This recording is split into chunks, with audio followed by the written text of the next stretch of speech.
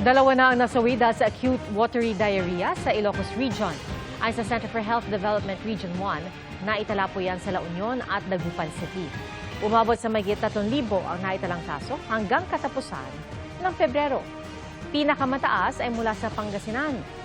Pinag-iingat din ng publiko sa sakit na ito na karaniwang dulot ng kontaminadong pagkain at tubig, gayon din ng bakterya at virus. Inaasahan daw na tataas pa ang kaso sa tag-init kung kailan mas madaling masira ang mga pagkain at may kakulangan sa malinis na inuming tubig.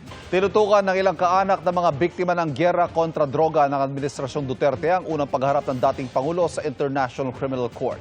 Masidhi ang kanilang pag-asa sa matagal na nilang ninanais sa hustisya. Nakatutok si Von Aquino.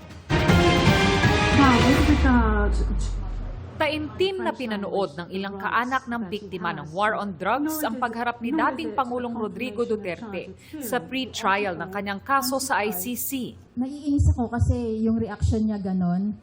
Naging parang sobrang hina niya na, naging bingi na siya, samantalang napakatapang niya.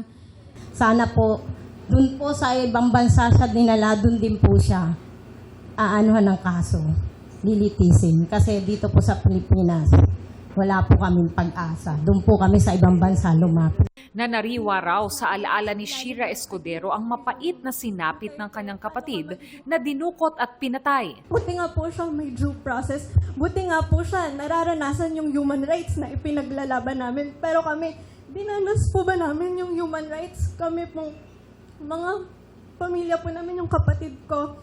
Kasama nilang nanood si ICC Assistant to Counsel Attorney Cristina Conti na nagpaliwanag ng mga naganap sa pre-trial. Ngayong umaga, sumailalim sa psycho-spiritual intervention ng mga kaanak ng mga biktima ng extrajudicial killings. Nagdaos din ng misa.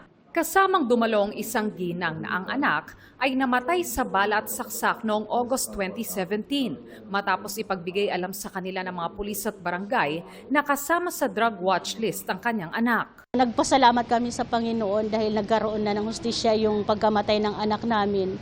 At syempre natakot din kami para sa kaligtasan namin.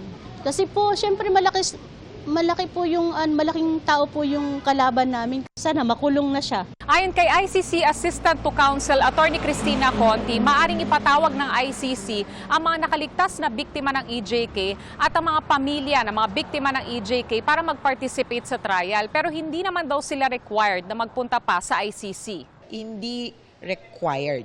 Ultimo na ang lahat ng mga biktima ay pumunta. Pero required at recommended na sila ay magpahayag. At maaari nilang gawin yon sa pamamagitan ng mga representante, legal representatives. Sa ngayon, ang alam daw ni Attorney Conti ay may at least 3 biktima ng EJK na nabuhay pa. Para sa GMA Integrated News, Von Aquino, Nakatutok, 24 Oras.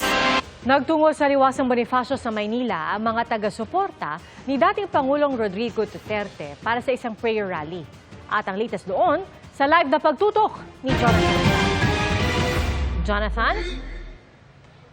Pia, nandito ngayon sa Liwasang Bonifacio sa Maynila ang mga taga-suporta ni dating Pangulong Rodrigo Duterte. Ang sigaw nila, ibalik na raw sa Pilipinas si Duterte.